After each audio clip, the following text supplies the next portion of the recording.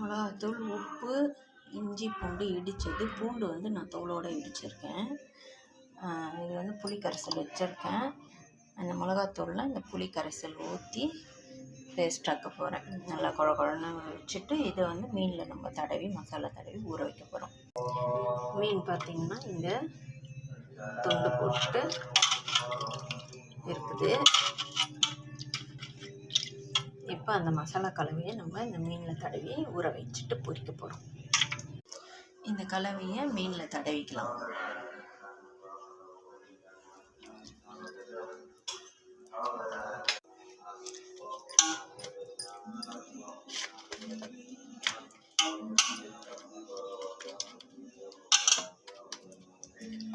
இதே மாதிரி எல்லா மீனுக்கும் தடவிக்கலாம்.